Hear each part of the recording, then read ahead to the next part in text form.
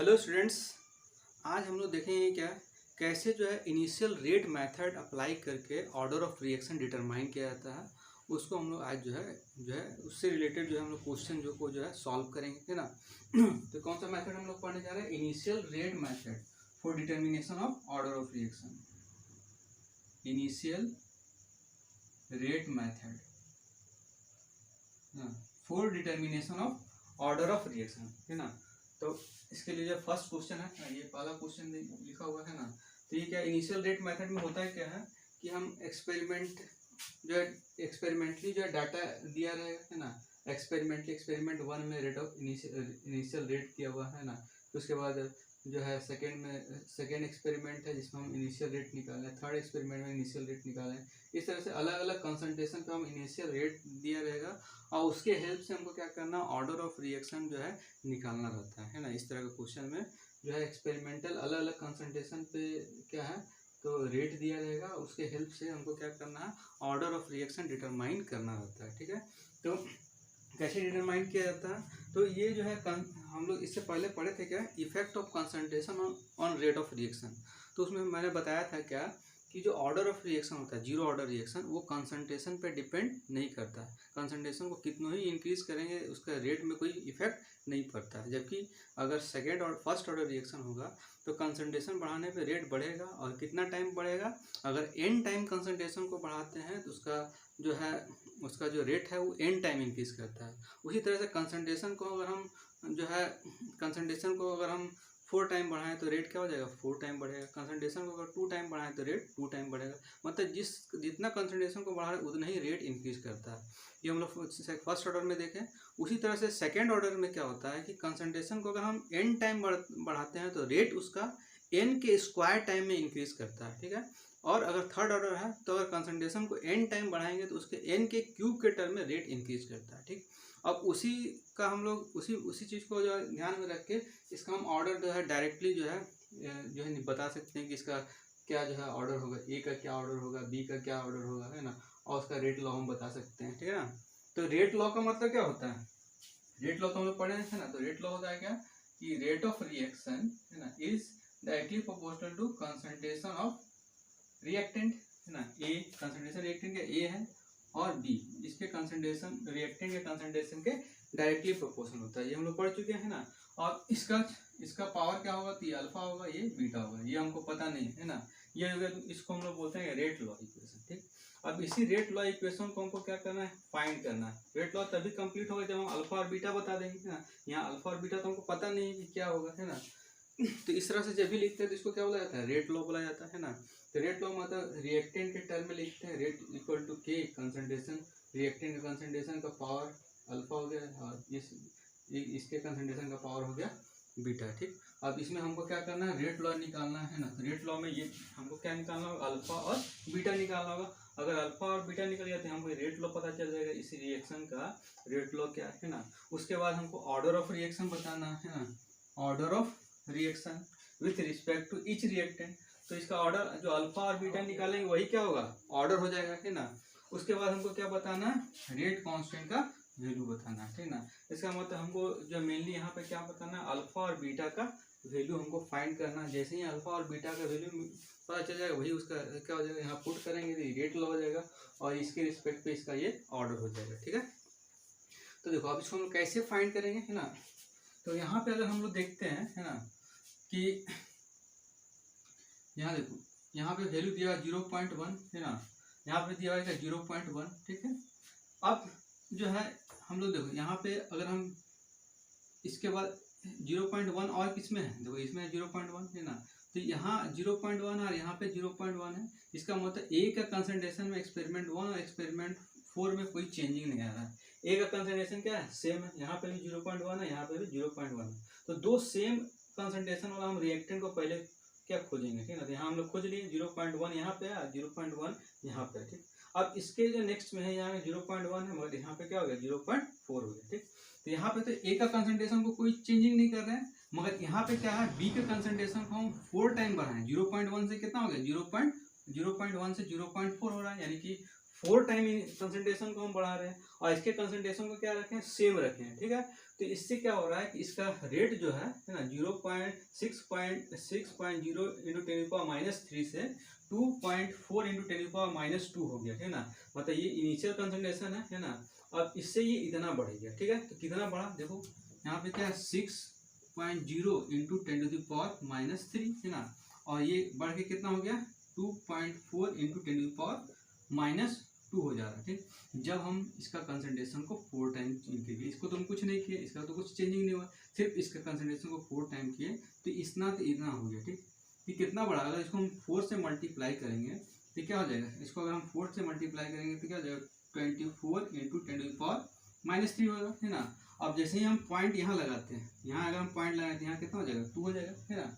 ठीक है, इक्वल आ रहा है ना, यानी कि क्या हो रहा है कि ये 4 टाइम इंक्रीज कर रहा है, इसको 4 से मल्टीप्लाई करने के बाद ये इतना आ रहा है ना। इसका मतलब क्या है कि इसका कंसंट्रेशन को जैसे ही 4 टाइम किए, रेट भी क्या हो जा रहा है 4 टाइम हो जा रहा है ना। समझ रहा है ना, यहाँ पे 0.1 से 0.4 हो गया, कंसंट्रेशन को कितना बढ़ा है 4 टाइम बढ़ा है ना। अब यहाँ जैसे ही हम कंसंट्रेशन को 4 टाइम बढ़ाए तो क्या हो गया कि इसका जो रेट है 6 इंटू 10⁻³ से 2.4 इंटू 10⁻² आ गया, ठीक।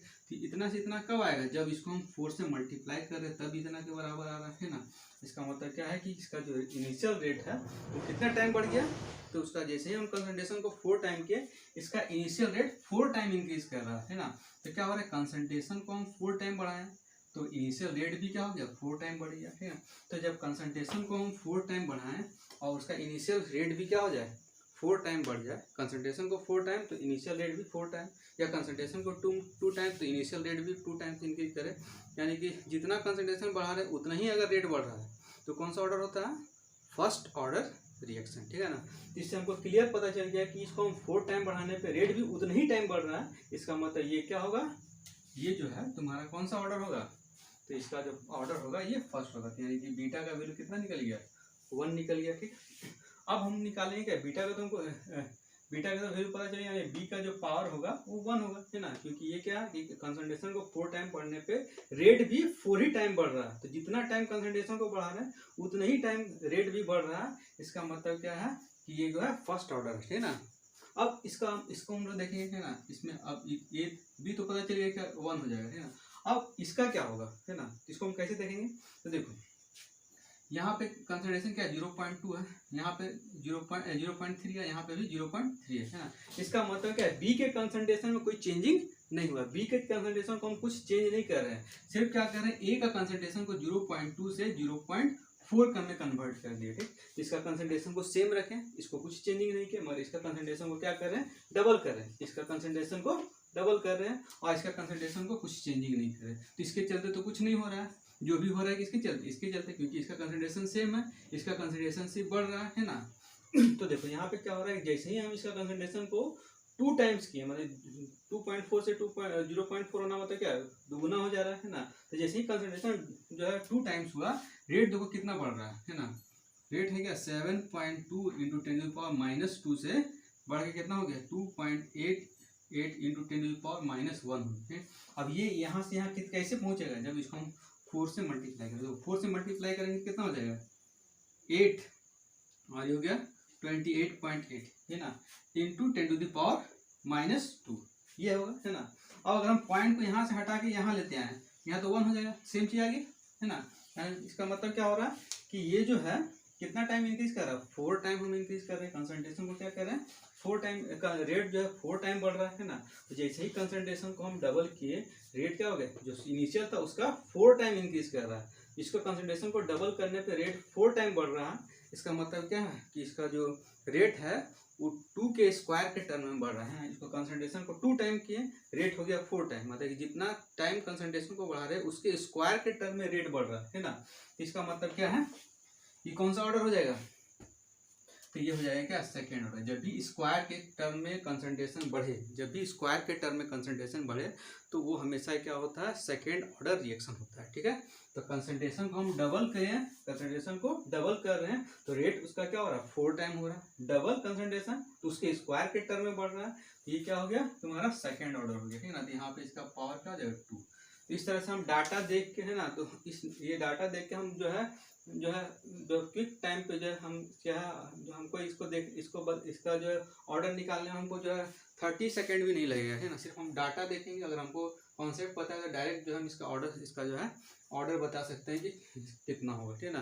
तो ये जो हम एक्सपेरिमेंटल डाटा देख के कैसे ऑर्डर निकाला जाता है, ये तुम्हारा क्या है, तो कम्पिटिटिव एग्जाम में जब भी आता है इस तरह से ही देख के हम निकाल सकते हैं ना। मगर अगर मान लीजिए एग्जाम में आ रहा है क्वेश्चन, है ना, जैसे बोर्ड एग्जाम में जो है क्वेश्चन आ रहा है, तो उसको हम कैसे सॉल्व करेंगे, है ना। तो इसको हम डायरेक्ट ऐसे नहीं लिखना है ना, उसको हमको कैलकुलेट करके दिखाना है ना। तो हम देखते हैं कि कैसे हम इसको कैलकुलेट कर सकते हैं। फिर देखो, ये हम लोग मान लें हमको अल्फा और बीटा निकालना है ना, ये अल्फा है बीटा है ना। एक्सपेरिमेंट 1 में ये क्या है, initial rate of formation of D लिखा हुआ है ना। देखो, rate of formation of D लिखा हुआ है ना, रेट ऑफ रिएक्शन नहीं लिखा हुआ है, rate of formation of D लिखा हुआ है। मगर ये rate of formation of D ना रेट ऑफ रिएक्शन के इक्वल होगा। ये जो rate of formation of D लिखा हुआ है वो रेट ऑफ रिएक्शन के इक्वल होगा। क्यों इक्वल होगा, क्योंकि इसमें कोई कोफिशिएंट नहीं लगा हुआ है ना। तो डी सिर्फ सिंपल डी है, तो इसमें कोई कोफिशिएंट नहीं लगा हुआ। जब कोई कोफिशिएंट नहीं लगा रहे, तो उसका जो रेट ऑफ फॉर्मेशन है वो रेट ऑफ रिएक्शन के इक्वल होता है, ठीक है। अब देखो यहाँ पे हम लोग क्या किए, एक्सपेरिमेंट 1 में R1, इसको हम एक्सपेरिमेंट 1 इसको R1 मान के चले, है ना।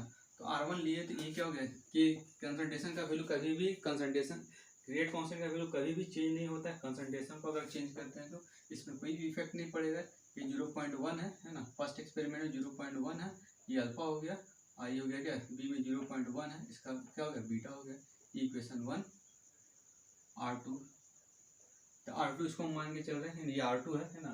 तो R2 में क्या है, ए का वैल्यू 0.2 है ना, और बी का वैल्यू क्या हो गया 0.3 है ना, बीटा इक्वेशन 2 हो गया। R3 के 0.4 0.3, ये क्या है, ये हो गया ये अल्फा बीटा, ठीक है। R4 के 0.1 अल्फा 0.4, ये क्या हो गया बीटा, इक्वेशन 3 हो गया, इक्वेशन 4 हो गया, ठीक है। इस तरह से हम लोग जो है चारों जो एक्सपेरिमेंट है उसको R1 R2 R3, ये रेट हो गया इसका, ये हो गया R1 हो गया है ना, ये R2 हो गया, जो ये R3 हो गया, ये R4 हो गया। इस तरह से हम इक्वेशन दिखा दिए थे ना। अब इसमें हमको क्या करना, अल्फा और बीटा निकालना है ना। एक्सपेरिमेंटल डाटा हम लिख दिए है ना, हमको अल्फा और बीटा, और देखो इसमें और हमको क्या निकालना, रेट कांस्टेंट निकालना। तो लास्ट में हम लोग रेट कांस्टेंट निकालेंगे, है ना। तो अब हम लोग क्या करेंगे कि दो इक्वेशन को आपस में लेके डिवाइड करना है ना। तो ऐसा दो इक्वेशन हमको डिवाइड करना जिसमें से एक कंसंट्रेशन टर्म कट जाए, कॉमन। जैसे इसमें यह 0.1 है, और देखो और किसी में 0.1 है, देखो इसमें 0.1 है। तो कॉमन वाला एक, जिसमें एक कॉमन हो, उसको हमको क्या करना है, एक दूसरे से डिवाइड कर देना है ना। तो इसको क्या करेंगे, इक्वेशन 1 को इक्वेशन 4 से डिवाइड करेंगे, इसमें क्या ये दोनों टर्म क्या कॉमन है। और इक्वेशन 2 को इक्वेशन 3 से डिवाइड करेंगे, तो इसमें क्या है 3 कॉमन है, कट जाएगा, है ना। तो देखो क्या करें, equation 1 divided by equation 2, equation 4, दोनों इक्वेशन को डिवाइड करते क्या है, R1 by R4 equal to क्या है, K 0.1 अल्फा 0.1 बीटा और K 0.4 अल्फा 0.3 बीटा, ठीक है। अब इसमें क्या होगा कि K से तो K कट गया है ना, यहाँ 0.1 है ना, यहाँ पे 0.1 है, क्या लिख दिया 0.1 है, यहाँ पे क्या 0.4, इक्वेशन 4 में है ना, इक्वेशन 4 से डिवाइड कर रहे हैं। तो इक्वेशन 1 को इक्वेशन 4 से डिवाइड किया, 0.1 नीचे है 0.4 है ना। अब ये से ये कट गया है ना। तो अब क्या होगा कि R1 का वैल्यू कितना दिया हुआ है, देखो R1 का वैल्यू दिया हुआ है, ये तुम्हारा R1 का वैल्यू हो गया है ना 6.0 इंटू 10⁻³ और R4 का वैल्यू दिया है 2.4 इंटू 10⁻²। अब ये जो है इसको लिख सकते हैं 0.1 डिवाइडेड बाय 0.4 है ना, 0.1 डिवाइड बाय 0.4, और जो पावर है वो क्या हो जाएगा, बीटा हो जाएगा, ठीक। अब ये क्या है कि अगर हम पॉइंट को यहाँ से हटा देते हैं, देखो पॉइंट हटाए तो यहाँ पे 3 हो जाएगा, है ना। पॉइंट जैसे हटाएंगे यहाँ पे क्या हो जाएगा, पॉइंट इधर जाता है तो माइनस में आगे बढ़ते चला जाता है, ठीक। तो पॉइंट हटाएं, है ना, कैसे भी कर सकता है। यहाँ जैसे -2 है, पॉइंट हटाएं, पॉइंट हटाए तो क्या हो जाएगा, नीचे 10 हो जाएगा, 10 ऊपर जाएगा तो क्या हो जाएगा, इसमें प्लस हो जाएगा, है ना, माइनस यहाँ हो जाएगा क्या 3, ठीक है। पॉइंट हटा दिया और 2 कट गया, 4 से ये कट गया, ठीक। अब यहाँ पॉइंट हट गया दोनों तो कितना है 1/4, आई हो गया 1/4, इसका पावर क्या हो बीटा। अब इसका तो पावर कुछ नहीं है तो क्या 1 है, दोनों का बेस बराबर है तो बीटा इक्वल टू क्या लिख सकते हैं 1, दोनों का बेस क्या है बराबर है तो बीटा इक्वल टू 1। इसका मतलब इसका जो ऑर्डर हो गया, इसका ऑर्डर निकल गया क्या 1 निकल गया, ठीक। अब इसी तरह से जो है जब हम इक्वेशन 1 और इक्वेशन 4 को निकालें, है ना, क्या करके जो इसका वैल्यू निकालें, अब इक्वेशन 2 और 3 करके हम इसका जो अल्फा का वैल्यू निकाल लेंगे, ठीक है। उसको भी देख लेते हैं। क्या किए, equation 2 divided by equation 3, equation 2 में क्या है R2 डिवाइडेड बाई R3, ये क्या हो गया K 0.2 अल्फा 0.3 बीटा, और ये हो गया क्या K 0.4 अल्फा 0.3 बीटा, ठीक है। अभी क्या है कि ये तो कट गया, K से K कट जाएगा, है ना। अब ये जो R2 का वैल्यू कितना दिया हुआ है 7.2 इंटू 10⁻³ और इसका वैल्यू दिया हुआ R3 का वैल्यू दिया हुआ 2.88 इंटू 10⁻², है ना। अभी क्या है 0.2 और 0.4, इसका पावर क्या हो गया अल्फा, ये कटेगा क्या हो जाएगा 2 हो जाएगा, है ना। अब देखो इस पॉइंट को हटा कर हम यहाँ लगाएंगे, इस पॉइंट को हटा के इधर आएंगे, यहाँ बढ़ जाएगा -3 हो जाएगा, ठीक है ना। अभी क्या है कि ये कटेगा 4 बार में कट जाएगा, ठीक है ना। 4 से मल्टीप्लाई करेंगे तो इतना के बराबर हो जाएगा, ठीक है। और ये से ये कट गया, ठीक। ये कितना है 1/4 आया, है ना। और ये कितना है 1/2 का पावर क्या हो गया अल्फा, ठीक है। अब इसको हम लिख सकते हैं ना, इसको क्या लिख सकते हैं 1/2, इसको 1/2 टू द पावर 2 लिख सकते हैं, है ना। तो ये जो है स्क्वायर होगा तो 4 हो जाएगा, सेम इसके बराबर हो गया, है ना। 1/2 लिखने से क्या हो गया कि ये भी 1/2, आई भी क्या 1/2, इसका पावर हो गया कि अल्फा, दोनों का बेस बराबर है तो अल्फा इक्वल टू क्या है 2, है ना। इस तरह से क्या है अल्फा का वैल्यू निकल गया, है ना। और हम लोग क्या निकाले बीटा का भी वैल्यू निकाल लिया, है ना। अल्फा और बीटा का वैल्यू हम यहाँ पे पुट कर देंगे तो ये इसका क्या निकल जाएगा रेट लॉ निकल जाएगा, order of reaction with respect to each reactant and overall. A के टर्म में क्या ऑर्डर क्या है सेकेंड, है ना। बी के टर्म में ऑर्डर कितना फर्स्ट, है ना। ओवरऑल ऑर्डर कितना 1 + 2 2 + 1 3 हो जाएगा, है ना।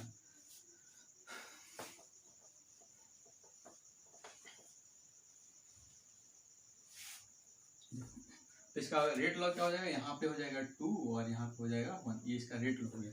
ये क्वेश्चन हो गया रेट लॉ क्या होगा, इसका ऑर्डर विथ रिस्पेक्ट टू ए, है ना। तो ए के रिस्पेक्ट पे कितना है तो सेकंड ऑर्डर, और बी के रिस्पेक्ट पे कितना है फर्स्ट ऑर्डर, ये हो गया। ओवरऑल ऑर्डर कितना हो गया यही हो गया, है ना। डायरेक्ट यहाँ से निकल ही गया है, ओवरऑल ऑर्डर कितना हो जाएगा तो 2 + 1 कितना हो गया 3 हो गया ऑर्डर, है ना। अब हमको निकालना है क्या रेट कांस्टेंट निकालना है ना। तो अब रेट कांस्टेंट हम किसी भी कोई भी एक इक्वेशन ले लिए, है ना। मान लीजिए हम R1 लेके चलते हैं, R1 इक्वल टू क्या है K 0.1 और 0.1, इसका पावर अल्फा, इसका पावर क्या हो गया बीटा। अभी अल्फा बीटा तो हम लोग निकाल लिए, कितना है इसका वैल्यू, इसका 2 है, इसका कितना वैल्यू है 1 है ना।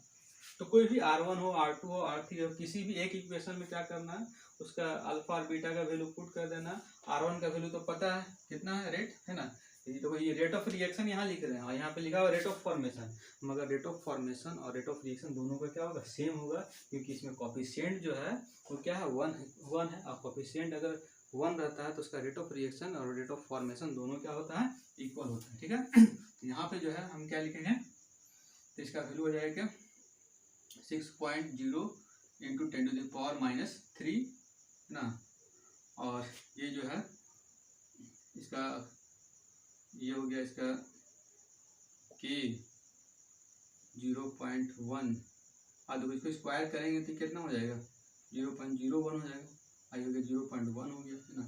6.0 इंटू 10⁻³ और K ये हो जाएगा 0.001, ठीक। तो K इक्वल टू क्या होगा 6.0 इंटू 10⁻³ और ये 0.001, ठीक है। तो ये हो गया क्या 6 इंटू 10⁻³ इसको हम लिख सकते हैं 10⁻³, ये कट गया तो क्या है 0, कितना आया आंसर 6 आ गया, ठीक। अब इसका यूनिट क्या होगा है ना, तो देखो 2 और 1 मिला के कितना होगा थर्ड ऑर्डर है ना। याद है तो डायरेक्ट लिख देंगे और नहीं याद है तो निकाल सकता है। क्या होता है थर्ड ऑर्डर का, थर्ड ऑर्डर के लिए रेट कांस्टेंट का यूनिट निकालना है तो क्या लिखते हैं, यहाँ पे रेट लिखा जाता है और यहाँ पे क्या लिखता है कंसंट्रेशन, और जितना हो रहा है 2 और 1 मिला के कितना हो गया थर्ड, यहाँ पुट कर दिए। रेट का यूनिट क्या होता है मोल पर लीटर, ये जो यहाँ लिखा हुआ मोल पर लीटर पर मिनट के टर्म में लिखा हुआ है, पर मिनट पुट कर दिए है ना। और कंसंट्रेशन क्या होता है तो मोल पर लीटर होता है और इसका पावर कितना है 3 है ना। तो पावर हम जब इसको मल्टीप्लाई करेंगे ये हो जाएगा 3 और ये एल का पावर हो गया -3, ठीक है। अभी कटेगा तो मोल का पावर कितना हो गया 2 हो गया है ना, और ये जो ऊपर जाएगा तो मोल का पावर हो गया 2 और ये ऊपर जाएगा तो लीटर का पावर हो जाएगा 2 है ना। और ये हो गया क्या, देखो ये मोल का पावर 2 ऊपर जाएगा तो -2 है ना, ये हो गया +2 और ये पर मिनट, ठीक। तो इस तरह निकाल लेंगे है ना। अब इसको सजा के लिखना है तो लीटर स्क्वायर पर मोल स्क्वायर और पर मिनट, ठीक है। तो इसका यूनिट हम लोग लगा देंगे क्या लीटर स्क्वायर पर मोल स्क्वायर पर मिनट, ठीक है।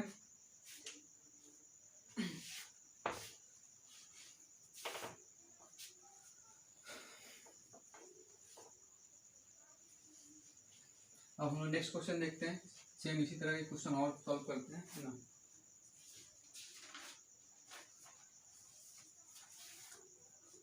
क्वेश्चन बहुत लंबा रहता है।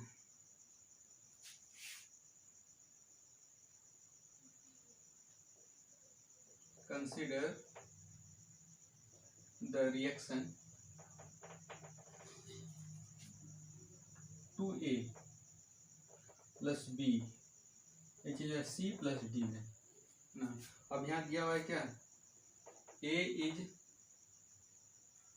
जो दिया हुआ है ये दिया हुआ है ना। अब इसमें एक्सपेरिमेंटल डाटा गिवन है ना, डायरेक्ट एक्सपेरिमेंटल डाटा लिख रहे हैं। एक्सपेरिमेंट यहाँ पे क्या है कंसंट्रेशन ऑफ ए है ना, मोल पर लीटर में दिया हुआ है ना, और कंसंट्रेशन ऑफ बी ये मोल पर लीटर में दिया हुआ है। और इसका इनिशियल रेट ऑफ फॉर्मेशन दिया हुआ है, ठीक है। इनिशियल रेट ऑफ फॉर्मेशन है ना, initial rate of formation of मान लीजिए सी दिया हुआ, ठीक है। ये 1 2 3, ठीक है। एक्सपेरिमेंट इनिशियल में इसमें दिया 0.1, इसमें दिया 0.2, ये हो गया 0.2, और दिया 0.10 है ना, और हो गया 0.20 है ना, और 0.40, ठीक है। अब इसमें जो है इसका रेट दिया 1.5 इंटू 10⁻³ -3, 3.0 इंटू 10⁻³ -3, 6.0 इंटू 10⁻³ -3, ठीक है। इसमें दिया हुआ है तो ये दिया हुआ है तुम्हारा, इसका मान लेते हैं कि मोल पर लीटर पर सेकेंड में दिया हुआ, ठीक है। ये तुमको पता है ना, ये दिया हुआ निकालना है क्या ये राइट रेट लॉ। तो रेट लॉ मतलब रेट लॉ तभी निकलेगा जब अल्फा और बीटा निकालेंगे ना। ऐसे तो हम डायरेक्ट लिखेंगे कि ए का पावर अल्फा बी का पावर बीटा, मगर अल्फा और बीटा निकालेंगे तो इसका रेट लॉ निकल जाएगा है ना। और उसके बाद क्या निकालना है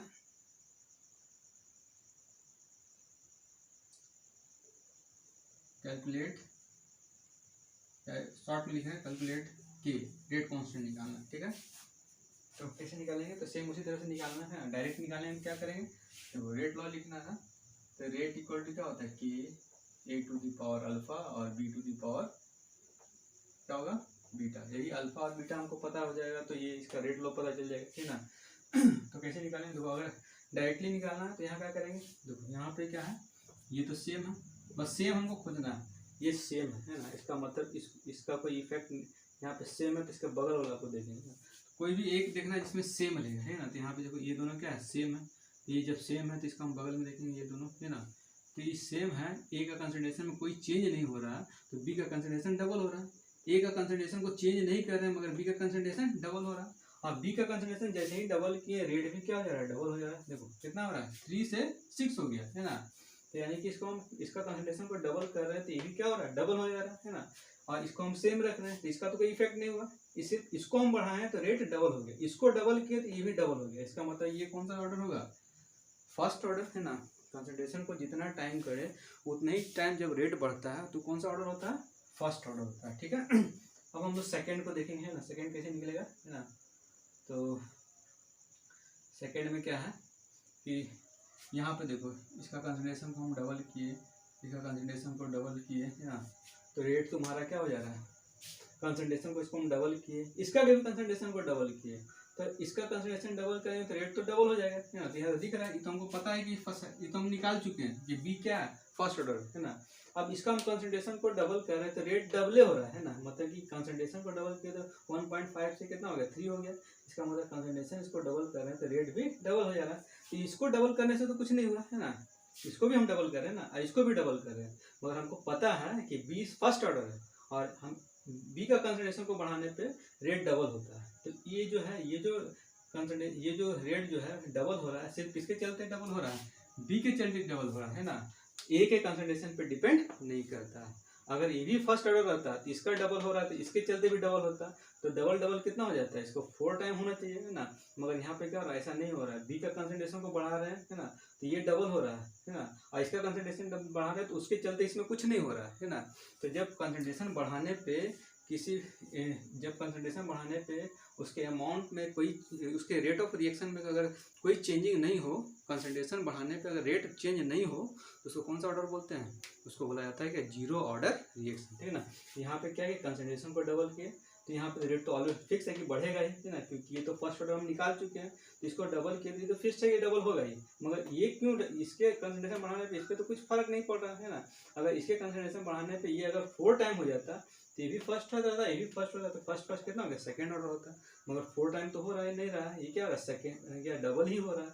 इसका मतलब क्या है कि ये जो तुम्हारा क्या है, जीरो ऑर्डर रिएक्शन, है ना। इस तरह से हम लोग क्या करते हैं कि डाटा देख के जो हम डायरेक्ट बता सकते हैं कि इसका एक्सपेरिमेंटल डाटा देख के डायरेक्ट बता सकते हैं कि कौन से ऑर्डर और कौन सा ऑर्डर ऑफ रिएक्शन होगा, है ना। अब देखो इसको हमको सॉल्व करना है तो कैसे सॉल्व करेंगे, है ना। तो पहले लिए क्या, R1 का कंसंट्रेशन कितना है, K A to the power alpha B to the power beta, है ना। अब देखो यहाँ पे हम पुट कर देंगे, A का वैल्यू कितना दिया हुआ है 0.1, ये अल्फा, B का वैल्यू दिया 0.1, ये क्या हो गया बीटा, है ना। इक्वेशन 1 हो गया। R2 इक्वल टू क्या हो गया, K 0.2, ये हो गया अल्फा, 0.2 ये हो गया बीटा, इक्वेशन 2 हो गया। और R3 इक्वल टू क्या होगा, K 0.2 अल्फा 0.4 0, ये हो गया क्या बीटा, है ना। इक्वेशन हो गया कितना, थर्ड हो गया, है ना। अब कोई दो इक्वेशन लेना, है ना, ऐसा दो इक्वेशन लेना जिसमें से एक कट जाए। देखो ये दोनों कॉमन है, ये कट जाएगा तो हम क्या करेंगे, equation 1 divided by equation 3, equation 2 को इक्वेशन 3 से क्या कर रहे हैं, डिवाइड कर रहे हैं, है ना। तो ये हो गया R2 by R3 equal to K 0.2 ये अल्फा, 0.2 ये हो गया बीटा, K 0.2 ये अल्फा, 0.40 ये क्या हो गया, बीटा हो गया, ठीक है। अब K से K क्या कट गया, इससे ये कट गया, है ना। देखो अब R2 का वैल्यू कितना दिया हुआ, 30 इंटू 10 टू द पावर -3, ना 3.0 इंटू 10 टू द पावर -3, और ये हो गया क्या 6.0 इंटू 10 टू द पावर -3, ठीक है। अब ये हो गया क्या 0.2 और 0.4, और इसका पावर क्या है बीटा। ये से ये कट गया, है ना, ये से हो गया 2 बार में कट जाएगा, है ना। और ये भी जो है 2 बार में कट जाएगा, है ना। तो ये हो गया क्या 1/2 और ये हो गया क्या 1/2 टू द पावर बीटा। कुछ नहीं है तो क्या होगा 1 है, दोनों का बेस बराबर था, अल्फा इक्वल टू क्या हो जाएगा, बीटा इक्वल टू कितना है 1 आ गया, ठीक है। इसका हमको ऑर्डर पता चल गया, क्या हम लोग जो है कैलकुलेट करके निकाल के ऑर्डर इसका जो है, इसका कितना है, इसका ऑर्डर है 1, ठीक है। अब हम लोग क्या करना है, हमको इसका ऑर्डर निकालना है, ठीक है ना। तो इसका ऑर्डर मतलब कि अल्फा का वैल्यू हमको निकालना है, ठीक है। तो अल्फा का वैल्यू कैसे निकालेंगे, है ना। तो अब ये दोनों इक्वेशन को लिए थे, अब हम ये दोनों इक्वेशन को लेते हैं ना, ये इक्वेशन 1 और इक्वेशन 2 को लेंगे, ठीक है ना। इक्वेशन 1 डिवाइडेड बाय इक्वेशन 2, ठीक है। तो R1 by R2 equal to क्या होगा, K 0.1 alpha 0.1 beta K 0.2 alpha 0.2 beta, ठीक है। K से तो K कट गया, है ना। और R1 का वैल्यू कितना है 1.5 इंटू 10⁻³ और ये क्या है 0 इंटू 10⁻³ है ना। अब ये क्या है कि बीटा का वैल्यू हम निकाल चुके हैं, कितना निकाले, बीटा का वैल्यू 1, यहाँ पे पुट कर सकते हैं, बीटा का वैल्यू हम निकाल चुके हैं, है ना। तो यहाँ पे पुट कर दो 0.1 का पावर हो गया अल्फा और 0.2 का पावर हो गया, ये हो गया अल्फा। यहाँ पे हो जाएगा 0.1 और ये 0.2, पावर कितना है 1, इसका भी पावर हो गया 1, ठीक। तो ये तो कट जाएगा, कटेगा नहीं ना, इसको देखो ये कटेगा, ये 2 बार में कट गया, ये 1/2 इक्वल टू, है ना, 1/2 इक्वल टू हो गया 0.1/0.2, इसका पावर क्या है अल्फा, और ये क्या है, ये पॉइंट से पॉइंट खत्म हो गया तो कितना हो गया 1/2, है ना। ये 1/2 ये भी 1/2 1/2 कट गया, है ना। यहाँ कितना है 1 इक्वल टू, इसको भी लिख सकते हैं 1/2 टू द पावर अल्फा, है ना। पॉइंट हट गया, 1/2 का पावर हो गया अल्फा, है ना, और इक्वल टू 1 हो गया, ठीक है। हमको क्या निकालना है, इसका ऑर्डर पता करना है। तो क्या कर सकते हैं, देखो इसको हम लिख सकते हैं ना 1/2, इसको लिख सकते हैं 1/2 का पावर 0, ठीक। 1 लिखा हुआ है और 1 लिखा हुआ है, इसमें 1/2 1/3 1/4 कुछ भी लिखा है, उसका पावर हम 0 लगाएंगे तो क्या होता है, उसका वैल्यू 1 हो जाता है ना। ऐसा करने से हमको क्या फायदा होगा कि ये तो 1/2 यहाँ पे है ही, है ना, और इसका पावर क्या हो गया अल्फा हो गया, है ना। तो अल्फा दोनों का बेस बराबर, तो अल्फा इक्वल टू क्या है 0 है, ठीक है। इसका हमको निकल गया क्या, इसका ऑर्डर कितना निकला, तो 0 निकला, अल्फा का वैल्यू हो गया 0 और ये 0 ऑर्डर हो गया और बीटा का वैल्यू हो गया 1, ठीक। ये हमको पता चल गया।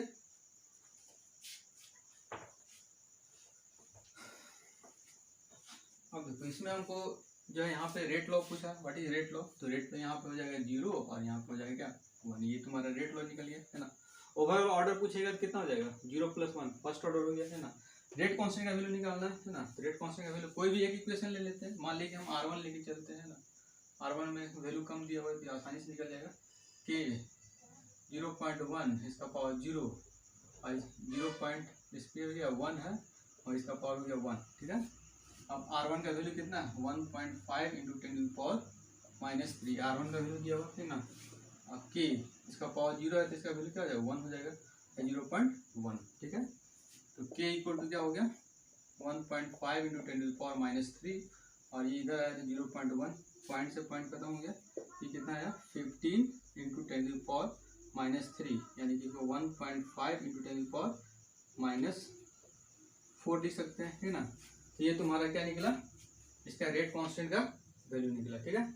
अब इसका यूनिट क्या होगा, तो देखो ये तो फर्स्ट ऑर्डर है, 0 + 1 कितना हो गया फर्स्ट ऑर्डर, और फर्स्ट ऑर्डर का यूनिट क्या होता है, तो यहाँ पे तो सेकंड में लिखा हुआ है, तो फर्स्ट ऑर्डर का यूनिट होता है पर सेकंड, पर मिनट, पर आवर, इस तरह से लिखा जाता है। फिर हम क्या लिख सकते हैं, पर सेकंड डायरेक्ट भी लिख सकते हैं या फिर निकाल के भी लिख सकता है ना। तो सेकंड में दिया हुआ इसलिए पर सेकंड इसका यूनिट हो जाएगा, ठीक है। ये इसका निकल गया क्या रेट कांस्टेंट का वैल्यू, ठीक है।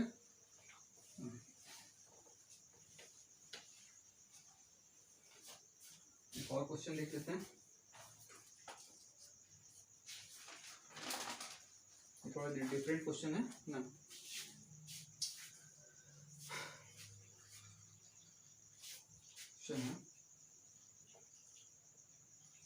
fill in the blank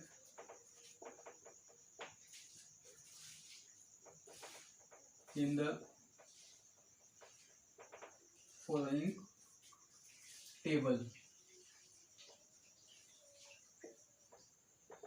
which treats a reaction of a compound A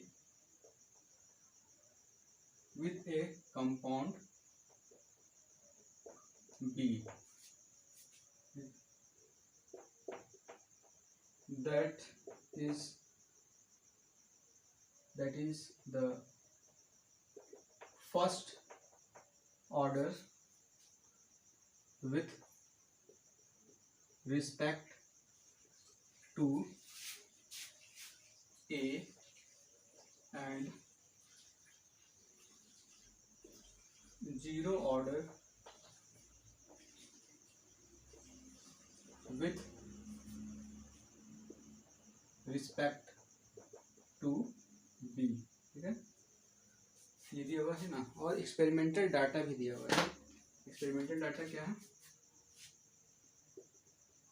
experiment है ना, एक्सपेरिमेंट नंबर है 1 2 3 4। ठीक है, इसका मोल पर लीटर में इसका कंसंट्रेशन दिया हुआ ए का है ना, और बी का मोल पर लीटर में कंसंट्रेशन दिया हुआ है, और यहाँ दिया हुआ है क्या, इनिशियल रेट दिया हुआ है। ठीक है, यहाँ पे रेट दिया हुआ है। ठीक है, ये 0.1 है, ये 0.1 है, ये 2 × 10⁻², 2.0 × 10⁻⁻² मोल पर लीटर पर मिनट, ये दिया हुआ इसका रेट। ठीक है, यहाँ पे फिल इन द ब्लैंक्स है, इसको बताना है कि इसमें क्या भराएगा, है ना। यहाँ पे 0.2 है ना, और यहाँ पे क्या 4.0 × 10⁻⁻² है ना, मोल पर लीटर पर मिनट।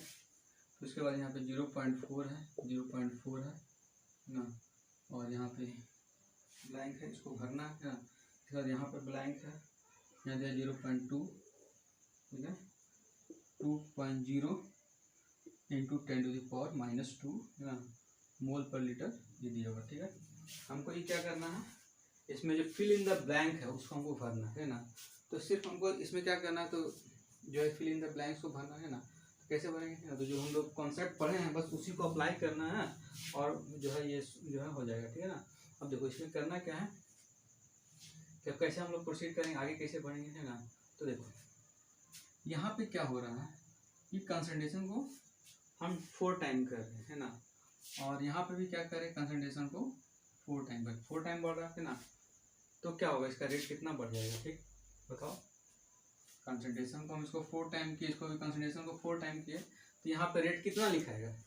तो देखो यहाँ पे तो पहले तो दिया हुआ है कि रिएक्शन जो है उसमें ए जो है, ए का बता दिया है कि ए को, ए क्या है, तो 0 ऑर्डर है ना, ये क्या है 0 ऑर्डर है, और बी क्या है, तो बी, अच्छा बी है, ए है फर्स्ट ऑर्डर है ना, ये तुम्हारा क्या फर्स्ट ऑर्डर है ना, और बी क्या है 0 ऑर्डर है ना। इसका मतलब क्या है कि अगर हम कंसंट्रेशन को, अगर हम क्या रेट लो लिखना चाहें, रेट इसको इक्वल टू क्या हो जाएगा, के A⁻1 और B⁻0 है ना। तब इसको हम, इसको क्या कर रहे हैं, 4 टाइम बढ़ा रहे हैं, और इसको भी 4 टाइम बढ़ा रहे हैं। ए क्या है, तो फर्स्ट ऑर्डर है ना, ए तुम्हारा क्या है, तो फर्स्ट ऑर्डर है, बी क्या है 0 ऑर्डर है।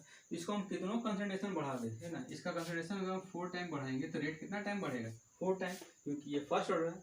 फर्स्ट ऑर्डर में बताया है कि कंसंट्रेशन को जितना टाइम बढ़ाते हैं रेट उतना ही टाइम बढ़ता है ना। मगर ये तो 0 ऑर्डर है, अब इसका कंसंट्रेशन हम कितनों बढ़ा दें, है ना, तो रेट पे तो कोई इफेक्ट नहीं पड़ेगा। इसके चलते, बी के चलते रेट पे कोई इफेक्ट नहीं पड़ेगा, क्योंकि ये क्या है, ये तुम्हारा क्या है, तो 0 ऑर्डर है, और 0 ऑर्डर रिएक्शन जो है कंसंट्रेशन पे डिपेंड नहीं करता। तो इसके चलते रेट में कोई इफेक्ट नहीं पड़ेगा, है ना। जो भी इफेक्ट पड़ेगा किसके चलते, इसके चलते, है ना। तो कंसंट्रेशन को डबल किए तो रेट कितना बढ़ जाएगा, 4 टाइम बढ़ेगा, है ना। तो यहाँ पर अगर हम 4 से मल्टीप्लाई कर दिए 2.0 × 10⁻², तो कितना हो गया, इसको मल्टीप्लाई करो कितना हो गया, 8 हो जाएगा। ठीक है, तो ई इसका क्या निकल गया, 8 जो है रेट निकल गया, मोल पर लीटर पर मिनट। ठीक है, तो ये भरा गया, है ना। अब हमको नेक्स्ट क्या भरना है, इसको भरना है। ठीक है, या इसको भरना है, इसको कैसे भरेंगे, है ना। तो देखो यहाँ पे क्या है, कंसंट्रेशन को हम डबल कर रहे हैं, है ना। अब कंसंट्रेशन को 0 ऑर्डर रिएक्शन है, ये कंसंट्रेशन को डबल करो, ट्रिपल करो, कुछ भी करो, इससे तो कुछ रेट का कुछ फर्क होने वाला नहीं है, इससे क्या चलते तो कुछ होगा नहीं, है ना। जो भी होगा किसके चलते होगा, इसके चलते होगा, ठीक है ना। तो यहाँ इसको हम कितनों बढ़ा दें, इससे हमको कोई मतलब ही नहीं है ना, कितनों बढ़ाएं रेट पर कोई इफेक्ट नहीं पड़ेगा, क्योंकि ये क्या है, जीरो ऑर्डर है, ठीक है। अब देखो यहाँ पे रेट क्या हो रहा है, यहाँ पे रेट क्या हो रहा है, डबल हो रहा है। देखो 2 से 4 हो रहा है, रेट जो है डबल हो जा रहा है। और रेट डबल हो रहा है, इसका मतलब कंसंट्रेशन भी क्या हुआ होगा, डबल हुआ होगा। क्यों, क्योंकि ये फर्स्ट ऑर्डर है ना, ये क्या है, फर्स्ट ऑर्डर है। रेट को डबल करने पे कंसंट्रेशन डबल होता है, फर्स्ट ऑर्डर। ये पहले ही पता है कि हमको ये फर्स्ट ऑर्डर, क्योंकि दिया हुआ है कि फर्स्ट ऑर्डर है ना। तो कंसंट्रेशन को जब हम डबल किए, इसका रेट क्या होगा, डबल होगा, है ना। तो डबल होगा तो इसका वैल्यू कितना हो जाएगा, 0.2, ठीक है। क्योंकि हमको पहले से पता था कि फर्स्ट ऑर्डर है ना, और इसका कंसंट्रेशन को डबल कर रहे हैं, तो रेट क्या हो जाएगा, इसका डबल हो जाएगा, है ना। अभी हमको पता चलिए इसको हम निकाल लिए, है ना, ये निकल गया, है ना। अब हमको निकालना है इसको, ठीक है। अब देखो इसमें क्या है, कंसंट्रेशन 0.4 से 0.2 कर दे, कुछ भी कर दे, इससे कोई फर्क नहीं पड़ना है, क्योंकि जीरो ऑर्डर है ना, इससे कोई मतलब ही नहीं है। अब हमको इसको देखना है ना, यहाँ पे क्या हो रहा है, यहाँ पे क्या हो रहा है। तो देखो यहाँ पे क्या हो रहा है कि कंसंट्रेशन रेट जो है कितना टाइम डिक्रीज कर रहा है, कंसंट्रेशन जो है इसका कितना टाइम डिक्रीज कर रहा है। देखो 8.0 -4 से 2 हो गया, मतलब ये क्या हो रहा है कि 8.0 इंटू 10⁻² से इतना आना है, 4 से अगर मल्टीप्लाई करते हैं तो ये कितना आता है ना। मतलब कि कंसंट्रेशन यहाँ से देखो उल्टा देखो, ऊपर ऊपर ऐसे देखो, तुमको समझ में आया, है ना। अगर हम इधर से ऊपर से नीचे जाएं, नीचे से ऊपर जाएं, कितना कंसंट्रेशन बढ़ा रहे हैं, है ना। तो यहाँ कितना रेट बढ़ रहा है, तो 2 से 4 जा रहा है, 2 से 4 जा रहा है। तो जब 2 से 4 जाएगा तो कंसंट्रेशन कितना बढ़ेगा, 2 से 4 जा रहा है, मतलब कि 2 से 4 मतलब 4 गुना बढ़ रहा है ना, 4 से मल्टीप्लाई करो तब ना रेट यहाँ तक पहुँचेगा। तो 2 से 4 जा रहा है, 2 से 8 जा रहा है ना। तो 2 से 8 जा रहा है, इसका मतलब क्या है कि इसका जो रेट है तुम्हारा कितना इंक्रीज कर रहा है, 2 से 8 मतलब कि इसका जो रेट है वो 4 टाइम इंक्रीज कर रहा है। इसको 4 से मल्टीप्लाई करेंगे तो कितना आएगा, इसके 8 के बराबर आएगा। तो कंसंट्रेशन को हम रेट कितना टाइम बढ़ रहा है, 4 टाइम बढ़ रहा है। तो यहाँ पे कंसंट्रेशन भी कितना टाइम बढ़ा होगा, 4 टाइम बढ़ा होगा, है ना। जब रेट यहाँ से यहाँ जाने पे 4 टाइम बढ़ रहा है, तो कंसंट्रेशन भी यहाँ से यहाँ जाने में कितना बढ़ा होगा, 4 टाइम बढ़ा होगा, है ना। तो 4 टाइम कब बढ़ेगा, जब इस 0.1 लेंगे, 0.1 को 4 से मल्टीप्लाई करेंगे तभी ना 4 टाइम यहाँ तक पहुँचेगा, है ना। इसका मतलब यहाँ कंसंट्रेशन कितना हो जाएगा, 0.1, ठीक है। तो हम लोग ऐसे भी करके निकाल सकते हैं, इससे ज़्यादा लेंदी होगा, ऐसे देखने में ज़्यादा आसानी होता है ना। कंसंट्रेशन को हम क्या किए कि रेट को जो है 2.0 से इंटू 10⁻² से रेट को हम बढ़ा दिए 4 टाइम। तो जब रेट को 4 टाइम बढ़ाएंगे, और हमको पता है कि ये फर्स्ट ऑर्डर रिएक्शन है, तो इसका कंसंट्रेशन भी क्या होगा, 4 टाइम बढ़ेगा। यहाँ 0.4 हो गया, तो इसका 4 टाइम बढ़ा होगा। 0.4 कब आएगा, 4 टाइम बढ़ेगा, तो जब 0.1 को हम 4 से मल्टीप्लाई करेंगे तब जो है यहाँ पहुँचेगा, ठीक है ना। तो इसका मतलब इसका कंसंट्रेशन कितना हो जाएगा, 0.1।